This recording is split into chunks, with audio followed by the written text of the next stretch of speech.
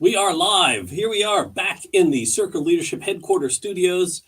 Glad to be here after a big epic week in Melbourne last week and all the technological challenges that we had. We have those from time to time. But here we are back in the Circle Leadership Headquarters studio. Very excited to do today's Whiteboard Wednesdays with Dave. I'm really, I want to see if I've got this here. No, I don't. Yeah, there we go. We do. Oh, that's not the one we want. Let's get rid of that. Let's not worry about it.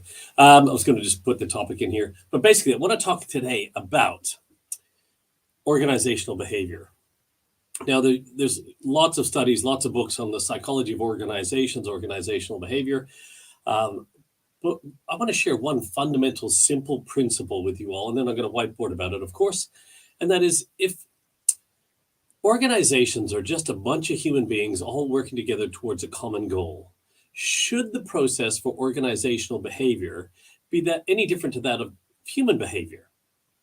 Right? So imagine if we're just taking human behavior and how we evolve as human beings, and then we look at our organization and go, well, how would we help our organization to continue to evolve? And our organization is just made up of a bunch of human beings all working together. Why wouldn't the process for organizational behavior be the same as human behavior or very similar? So when I learned the process for human behavior, 24 years ago, and I've tweaked it a little bit since, but I looked at that, and for me, I thought that was the magic and science of virtually everything. And as I looked at this process for human behavior, I thought, wow, what's the process then for organizational behavior? And I did a lot of study, a lot of research, and I couldn't find one or a model or a process. You could actually simply document it and go, here's the process for organizational behavior and how to help your organization to evolve and stay relevant. And so I decided, well, I'm going to create one. And then we created one that mirrored human behavior. Now that's what we're going to workshop and whiteboard through today. So if you've done any studies on human behavior and organizational behavior, you might find this fascinating. If you're looking at your organization and you want to make your organization more human-centric, if you want to make an organization that just makes sense to human beings, that, oh, this is an organization I can see myself being a part of. I want to be a part of this organization. I like how it works or operates as an organization. This will be very valuable for you when you watch this session as well. Right? So let us, without further ado, let's bring up the whiteboard.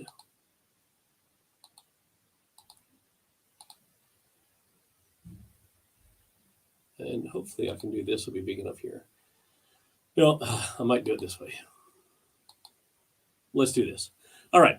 So if you look at the process on the left here, we're going to start with the process for human behavior. Right? So please follow along. Look at this through your own lens of yourself. So it's important to understand human behavior first if we're going to talk about the process for organizational behavior. So human behavior. So success, however you choose to define that for yourself, has come from your results. So basically, I have accomplished these things in my life that have culminated in this picture of success. Now, those results that we've accomplished have come from our behavior, right? So I've taken these actions, which has driven these results, which has given me this picture of success that I may or may not be enjoying in my life right now. Now, what we know about human behavior is that how we think determines how we act. So in all the books that have been written, psychological studies written in the Bible, Greek philosophers have talked about it for many years. All the famous gurus of the past, present, all talk about as a person thinketh, think and grow rich. I think, therefore I am. So our attitudes are our habits of thinking, right? So the attitudes that I have in my head, the habits of thinking, have caused me to act in a certain way, getting me the results and success I may or may not be enjoying in my life right now. So where did I get these attitudes from? Well, they've been conditioned into me through a process of spaced repetition of a bunch of inputs from parents, teachers, media, society, people's opinions that I valued over an extended period of time that have conditioned the way I think about things, causing me to behave in a certain way, getting me the results, and that culmination of the results formulating my picture of success. So this is the process for human behavior. This is how we become who we are. Now, here's the exciting part for all of us, that we can use this exact same process about how we become who we are to become whoever we want to be in the future. This process works by design or by default and circumstance. Now, most of us are where we are through default and circumstance. You may have heard the concept of OPR, other people's rules, or all the beliefs that you have are beliefs that that have been conditioned into you through other people's opinions or perspectives on the world that you've heard, that you valued over time. But here's the exciting part. You now, as an adult, have the ability to change the inputs, and you can shift that thinking that you have to drive new behaviors and get you new results and new success that you'd be looking for. So let's take a look at that process, and then we'll flip into organizational behavior and how they look together. So understanding then, if I would like to have something I've never had before, right? If it's fair to say I would like to have something I've never had before, I would have to become somebody that I'm not yet. I need to become more of what I'm capable of. Right? Now, if you look at yourself as a human being, you can ask yourself this question. Have you peaked? Are you the best you are ever going to be? Is this the best that you can ever be? Or do you know that you're capable of even more? You see people who said, like when you've peaked and you're standing on top of the mountain, you can imagine you're standing on top of the mountain and you're at the peak of the mountain. Now, no matter which way you look, there's only one direction you can go, and that's down. So once you've peaked, that's it. So I would hope that you haven't peaked in life, and that you know that you're capable of becoming more. You can evolve, continue to evolve, and become more of what you're capable of. You can increase your capabilities and your capacity for greatness. So the more that we become, the more capacity that we have. So if I want to have stuff I've never had before, I would have to look at, well, who would I need to become to have that? What's the next increase of my capabilities and capacity for greatness that I would need to have? And then we would have to look at them, well, how would that person then, that new me, behave? And if you look at the word behave, it's just be and have together. Right? So then I go, well, how would I need to behave to have those things to show that I've become that person? Now, this is what happens to a lot of us is we go, okay, well, cool. I'm actually just going to stop doing this, and I'm just going to start doing this. But what do we know about human behavior? What we know about human behavior, of course, is how I think determines how I act. So if I don't shift the thinking that I have, well, guess what? I'm going to go back to the old behavior that I have. You ever seen somebody who started something and with willpower for a period of time can start to demonstrate a new behavior, but all of a sudden something distracts them or whatever, and before you know it, 2 weeks later, they're back doing what they've always done and getting what they've always gotten. Because the definition of insanity is doing the same thing over and over and expecting a new result. Right? So that's where all this stuff comes from. So what we need to do, which we tend to forget to do, is go, well, what's the thinking that I would need to have that would drive this new behavior, that would get me these results and help me to become the person I'm capable of? And then what we want to do is we want to take that and use the exact same process that helped us become who we are today to become who we're capable of tomorrow by changing the inputs by design. And then with spaced repetition to condition the thinking, we would just do it again and again and again and again until we start thinking in alignment with the new you and how you want to be and become who you're capable of. And then guess what? As you evolve into this, then you can evolve again and you can evolve again and you can continue this process onward and onward. So that's human behavior. This is how you learn to walk, talk, ride a bike, drive a car, you name it. This is how we become who we're capable of becoming, right? This is how we evolve as human beings. So what does that have to do with organizational behavior? If we can understand and accept that this is the process for human behavior, then, as mentioned, if organizations then are just a bunch of human beings all working together for a greater good or common goal, why would the process for organizational behavior be any different than what it is for human behavior? So when we crafted this process for human behavior, I'm going to run you through now, for organizational behavior that we're going to run you through now, please understand, this is designed so that it will help us as an organization, as a collective, continue to evolve just like we do as human beings. Because if your business doesn't continue to evolve and stay relevant, then you can be prepared to grow into obscurity or irrelevance or fade away into the sunset. If your business doesn't continue to evolve, it will not last. Darwin theories have told us it's not the smartest, the fastest, the fittest, the most intelligent of the species that survives. It's the one that's most able to adapt to its ever-changing environment. So we need to build evolution as the natural state of our business where we can have growth spurts along the way. So once again, no different to us as human beings, we want to make sure in this situation here that we're steadily, progressively increasing the capabilities and capacity for greatness of our organization, no different to how we do it for ourselves as human beings.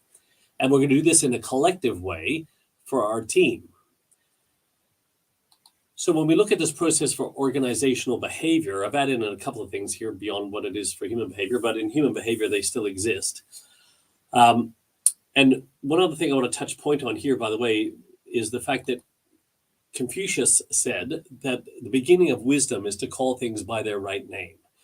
Now, in organizations, we have purpose, values, vision, mission.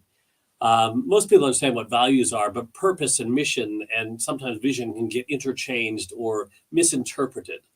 So part of this process of developing this process for organizational behavior, we also wanted to get people to understand why purpose matters, why values matter, why mission matters, and why vision matters, and where they belong, and how it will make sense to human beings because it follows human behavior. So can you imagine working in an organization that just makes sense to you? Can you imagine leading an organization that just makes sense to people, the way that it operates, the way that it evolves? So that's what I want to share with you here now. So if you look at the process for organizational behavior, our mission is what success is. Success is the fulfillment of the mission. Now, in the past, when we've done missions in organizations, there'd be these long-winded statements that would sit up on the wall for 25 years and going, our mission is to be the strong, results-driven bank dedicated to the people of West Australia with a deep commitment to deliver superior value through skilled staff working as a team. It was this long, drawn-out mission statement. But if you think about mission in military terms, and you think about, let's say my son, he was an infantry soldier in the Canadian military. Dylan, if you're watching this, nothing but love for you, son. So 3 years ago, so like say, if you go where his first mission, right? So he goes on a mission. So his regiment gets sent on a mission. They complete that mission, they rest, and then guess what? They get sent out on another mission. And then they rest, and then they get sent out on another mission. If you look at your organization today and you go, well, where was your organization 3 years ago? Is it the same organization that you have today? Probably not. And your organization as it stands today, can it remain exactly the same today as it like into the next 3 years? Probably not, because business is a series of evolutions. So when you think about mission is just the next evolution of your business. It's there to help your business evolve. All right? And no different to human behavior, it's about who does your organization need to become in the next, and we work on a 3-year cycle. So in the next 3 years, who does your organization need to become? Now, I'll show you how to work that out in a moment. But then the results of your organization is saying, well, okay, well, what results do we need to, what must be accomplished to show that we have become that organization? Like, what's the team we must have? What's the brand we must have? What's the clients we must have? What's the financial performance? What's the systems and operations? And, it could be something else that we must have to show that we've become that. And then what would be the results to show that we've achieved those things, right? So this is why we use OKRs, or objectives and key results, when helping organizations with organizational behavior. And then we go, okay, if that's what 3 years looks like, you can do the same thing for 1 year, of course. And then you get down to the 90 days and go to the tactics. So what are the behaviors that would drive those results? And if you notice the word tactics, that the word act sits inside tactics. So then we'd be going, okay, well, what are the tactics that must be deployed to drive these results that we're looking for to achieve these objectives to become the organization that we need to become? And then what we want to do then is going, well, what drives behavior? How we think determines how we act. So our attitudes or habits of thinking of our organizations is our values. This is how we think. And that thinking is designed to empower our teams or empower our people to make smarter decisions. Here's how we think around here, not what to think, but how we think around here. And then conditioning, the process of conditioning, well, that's coaching, because in our organizations, we want to create all-around leadership, not top-down leadership. And the way that we do that is we become a coach, not a boss, and we want to coach the gap between the thinking that people do have and the thinking that we need them to have to drive the right behaviors, to get the results and fulfill the objectives and become the organization that we need to become. And we need to do that on every single occasion through the inputs of our organization. So every conversation, every opportunity, we should be talking about the purpose through the lens of the values, to drive the right behaviors, to achieve the results, to fulfill the objectives, to become the organization that we need to become, to create the world that we see, which is our vision. And so we need to have a vision here that is the inspiring picture of the world. Okay. And so our vision, this is like the, if you want to go out, like say 10 to 20 year vision of the world that we see. What is the world going to look like? What is that inspiring picture of the world that's bigger than all of us combined, is something we can't accomplish alone? And then here's where we create this amazing connection between culture and strategy, because our culture is made up. Also, I haven't done this here. So our purpose is there to engage people. I'll touch on that first. My apologies. So we have a purpose that engages people. So everybody knows why we come to work every day. This is our why. Okay. So we know why we come to work every day. And then on every single occasion, we coach through that purpose through the lens of the values to drive the right behaviors, to get people to follow the right tactical plan, the actions that will drive the results, to achieve the objectives, to become the organization that we need to become, to eventually fulfill this vision. Now, if you notice, there's a big gap between the mission and the vision. That's because this is 3 years from now. Then there'll be another mission. Then there'll be another mission. And then eventually we'll fulfill our vision. But then guess what? You need to stretch out your vision again further. So in our organization, if we go, people know they have something to believe in. They know why they come to work every day. They know they have a leader who believes in them, that's going to empower them to make smarter decisions through the lens of values and show them how to think, not what to think. And then they have someone to believe in. That's a leader with a picture of the world that's far greater than all of us combined and something we can't accomplish alone. You have the hallmarks of an invincible culture. So you now have a purpose that engages people, values to empower people, and a vision that inspires people. Then what we do is, okay, if that's the world that we see, what is the business that we must become in the next 3 years that we need to evolve into to stay relevant and to start creating that world that we see? And this is where you create the link, the old adage that culture eats strategy for breakfast every day. Well, if we have a culture that actually gives birth to strategy, and our strategy is born from culture, we create this tremendous alignment between culture and strategy. And all of a sudden, our culture wraps around our strategy like a shield and protects it. So culture never has to eat strategy for breakfast ever again. We don't need to have that quote. Peter Drucker's quote can be thrown in the bin when you follow this process. Right? So then all of a sudden now, you'll have a mission that will help your organization to evolve and become who it's capable of becoming. Right? So now you have an organizational behavioral process that mirrors human behavior. Now, I'm just going to leave you with one last piece in here. And our definition of leadership that we work with is leadership's all about helping other people become the best version of themselves, to do their life's best work while in your care and beyond. Okay, so let me just show you that. This is where that definition came up. When I learned this process back in 1999, I've tweaked it a little bit since then, but not much. Here's where someone asked me, well, how do you define leadership? Well, to me then, leadership's all about helping other people become the best version of themselves. I'd probably do this a little bigger for you here. Is to help people become the best version of themselves so they can do their life's best work while in my care and beyond.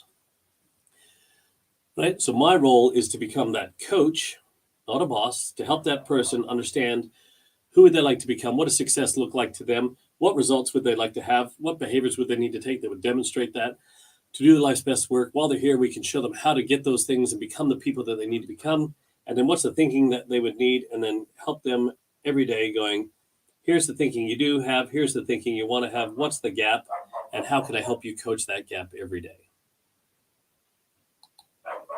And that's how you create an organization as great as the human beings in it. That's how you create a human-centric organization and an organization that makes sense to people.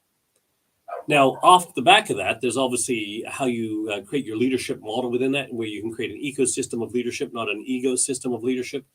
I might even do that next week. We'll do that next week, okay? So next week, we'll show you how to take this and roll it into an ecosystem of leadership where everybody answers to something first, not to someone. All right, so there's organizational behavior and human behavior. Hopefully that was of value to you. If you have any comments or questions, if you'd like the blank template of this, please just put hashtag org behavior in the comments, and I'll get you a copy of this template. Please, if you have any thoughts or input onto this, anyone's done organizational behavioral studies, human behavioral studies, I'd love to get your opinion and perspective on this. But please understand, this is why we have purpose. This is why we have values. This is why we have vision. This is why we have mission. This is what they mean. This is why they're there. This is how to set your organization up to follow human behavior so it makes sense to people. Until next week, when we talk about ecosystems and egosystems and how to create your organizational structure to allow this to flow and collaboration to thrive, we'll see you next Wednesday on Whiteboards with Dave.